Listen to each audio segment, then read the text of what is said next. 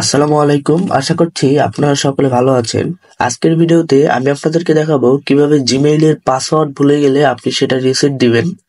তো তার জন্য চলে যাবেন আপনার ফোনের জিমেইলে। জিমেইলে যাওয়ার পরে আপনি যে অ্যাকাউন্টের পাসওয়ার্ড রিসেট দিতে চান সেটি এখানে সিলেক্ট করবেন। তো আমি এই অ্যাকাউন্টের পাসওয়ার্ড রিসেট দিব, তাই আমি এটা এখান থেকে সিলেক্ট করলাম। দেন এখানে গুগল অ্যাকাউন্ট অর্থাৎ এই লেখাটিতে ক্লিক করে দেবেন। তারপরে এইরকম পেজ আসবে। তো এইখান থেকে আপনি এই জায়গাটিতে ডান দিকে যাবেন, দেন এখান থেকে লেখা দেখতে পারবেন সিকিউরিটি, এই লেখাটিতে ক্লিক করে দেবেন। তারপরে এখান থেকে নিচের দিকে চলে আসবেন। তো আপনার জিমেল অ্যাকাউন্ট খোলার সময় আপনাকে কিন্তু অবশ্যই একটি ফোন নাম্বার অথবা একটি ইমেইল অর্থাৎ যেগুলো রিকভারি হিসেবে কাজ করবে সেগুলো একটা অ্যাড করতে হবে, অথবা আপনি জিমেল অ্যাকাউন্টটি যে ফোনে খুলেছিলেন অর্থাৎ যেই ফোনে দীর্ঘদিন যাবৎ লগ ইন রয়েছে সেই ফোনে কাজটি কিন্তু অতি সহজ হয়ে যায়।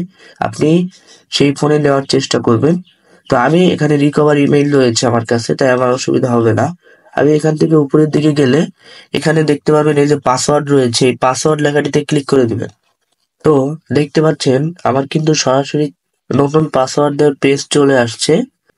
আমি আপনাদেরকে আগেই বলেছি, আপনার জিমেইল অ্যাকাউন্টে যদি দীর্ঘদিন ধরে একটা ডিভাইসে লগ ইন থাকে, তো আপনি যদি সেই ডিভাইস থেকে অ্যাকাউন্টটির পাসওয়ার্ড পরিবর্তন করতে যান তাহলে কিন্তু সেই ডিভাইসের পাসওয়ার্ড অথবা সেই ডিভাইসের ফিঙ্গারপ্রিন্ট দিয়েই আপনি এই পেজে চলে আসতে পারবেন। আর এই পেজে যদি অন্য ফোন থেকে করেন তবে আপনার পাসওয়ার্ড চাইতে পারে, অথবা আপনার রিকভার ইমেইলে একটি ভেরিফিকেশন কোড যেতে পারে, সেই কোডটি আপনি দিয়ে দিলে আপনার এই পেজটি চলে আসবে। তো এখানে আসার পরে আপনি নিউ পাসওয়ার্ডে একটি পাসওয়ার্ড দিয়ে দিবেন। আমি একটি নিউ পাসওয়ার্ড দিয়ে দিচ্ছি।